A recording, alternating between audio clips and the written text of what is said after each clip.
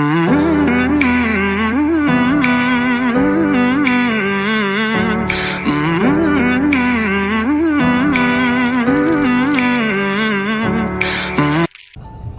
මේ වීඩියෝ එක මම අද අරගෙන ආවේ ගෙවිච්ච සතියේ අන්තිම ඉරිදා දවසයි. ඒ වගේම තමයි මේ වෙද්දී ජපානෙට ගිම්මාන කාලේ ඉවර වෙලා සරත් කාලේ එන්න පටන් අරන් තමයි තියෙන්නේ. ඉතින් ඉරිදා දවස කියන්නේ අපි දෙන්නටම නිවාඩු දවසක්. ඒ වගේම තමයි මං අද ඔයාලව අරගෙන යන්නේ ලස්සන සූර්යකාන්ත මල්වත්තක වීඩියෝ එකකට.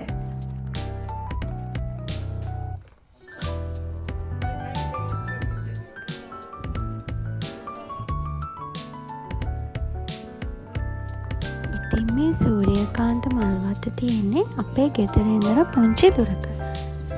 හැබැයි අපි එදා මෙතනට යද්දී ටිකක් දවල් වෙලා තිබුණා.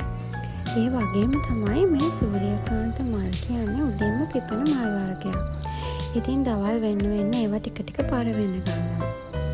ඉතින් අපි එදා එතෙන්ට යද්දී ටිකක් දවල් වෙච්ච නිසා සමහර මල් ටික බිමට බර වෙලා තිබුණා.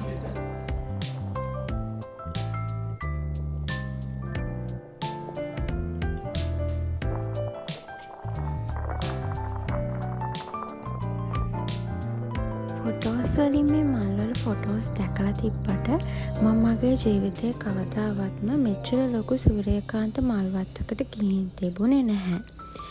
ඉතින් ඒ නිසා ඒ මල් ඇත්තටම මගේ ඇස් දෙකෙන්ම දැක්ක නිසා මට එදා ගොඩාක් සතුටුයි තුණා.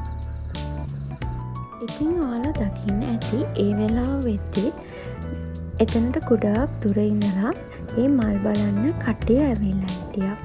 ඉතින් ඇත්තටම එතන ගොඩාක් ලස්සන තැනක්. මෙතනට ගොඩාක් සෙනග ඉන්නේ. මේ තැන ගොඩාක් ලස්සන.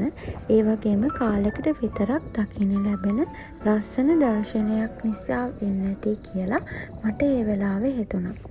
ඉතින් අපි මේ විදියට මල් බලලා අවුවත් වැටීගෙන එන නිසා ලස්සන ෆොටෝස් ටිකකුත් ගාගෙන ගෙදර එන්න පිටත් වුණා.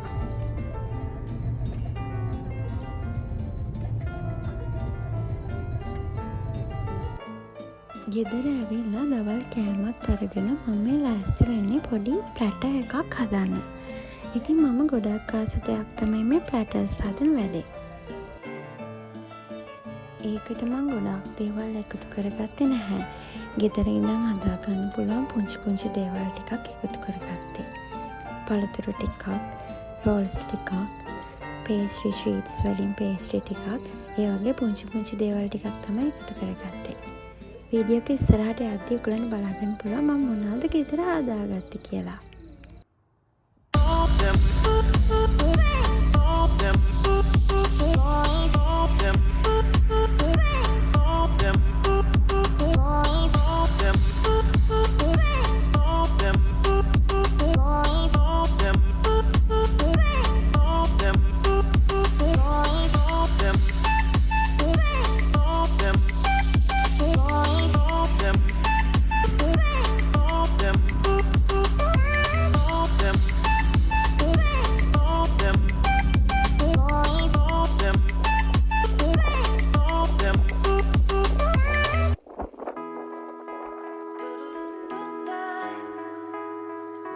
ඉතින් අපි පාක් එකට ගිහින් මුලින්ම චුට්ටක් අවුවාඩු වෙන කල්ලා ඇවිදින්න ගියා.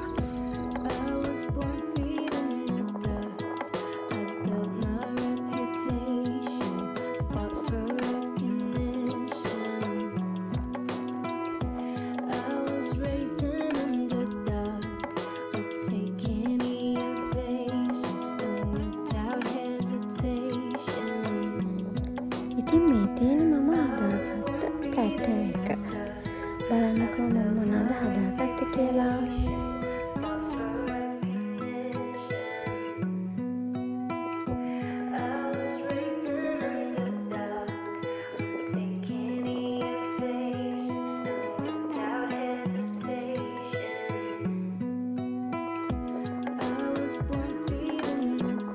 ඉතින් මේ පේස්ට්‍රි ෂීට් කඩේ ගන්න තියෙනවා.